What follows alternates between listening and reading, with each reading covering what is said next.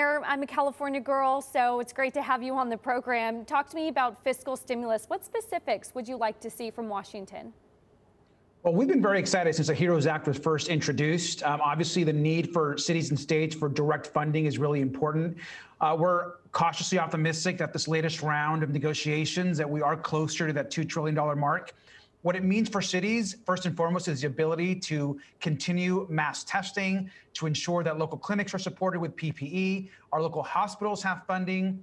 There's resources there for our public schools so they can reopen safely, and direct support for cities for issues around cleanliness, around safety, around emergency response. And so I really hope that Senate Republicans understand that in order for cities and states to survive, this stimulus is incredibly important. So we want to encourage those talks to continue, and we're heartened that there seems to be some support here. You know, on that note, it's been interesting. The Federal Reserve tried to do their job in the Federal Municipal Liquidity Facility Program. Only 2 or 3 issuers have actually tapped that program. Is it too cumbersome? Do you need the Federal Reserve to play a bigger role in this as well and making it easier for you to borrow at attractive rates? Well, listen, I think that that process is important, but what's much more important directly is direct support so that we can and put resources into the cities, that we can get money out to a lot of the community organizations as well. And so the need right now is around stimulus. It's around residents needing direct resources so that they can have an additional stimulus check.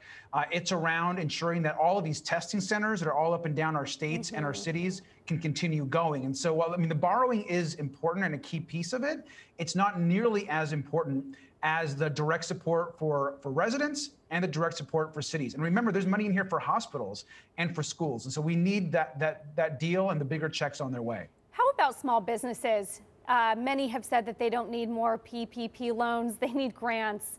What are small businesses telling you? That's exactly right. That's exactly what we're hearing. They really need direct grants. So through the first recovery dollars that came through the first time, our city and cities across the country were able to put money directly into small businesses, directly into programs that were helping small businesses. And that's what they need again. When you have some of these places that have been shut down, whether they're restaurants or bars or retailers, they really need that additional support. We're seeing unemployment and workers being impacted in a new way. We're seeing some businesses close that will never reopen in this economy. And so I just don't understand why the Republicans and on the House side and the president can't just get together and cut a deal. And the deal needs to happen now before the election. People are suffering, and small business owners, many are literally have on themselves borrowed so much money and need that additional support to survive. We're hearing it every single day. Some of the unintended consequences of this, of shutting down schools, for example, many kids, their only hot meal comes from the school day. How are you addressing inequality that is rising from this pandemic? How are you thinking about reopening schools when it's safe, masks, etc.? I mean, reopening safely is the most important thing. The truth about the economy is we're never going to have a functioning economy until schools are open. I mean, parents need to have the ability to work freely. Kids need to be back in classrooms, but we have to do it in a way that's safe.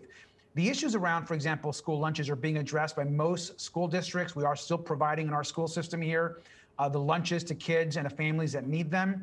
The bigger issue comes around when kids get back into the classroom. And so out here in California, there's very limited classroom instruction happening in the state. And we have a variety of challenges, one of which is getting schools ready. You have many classrooms that have very poor ventilation. You have many schools, particularly in low-income neighborhoods, that need PPE and additional support. And you have many teachers that are also, rightly so, really scared about being in the classroom and either passing on something to kids or to other families or getting something themselves. And so there is still a lot of work to do. We're fortunate in California that I think our governor is really leading the way around school safety. We are not reopening I believe, quicker than we should be. You're not seeing what's happening across the country in California. And so we have a good plan. And right now it's really about the little kids. It's that pre-K, first grade, second grade we're focused on, and then we'll go from there.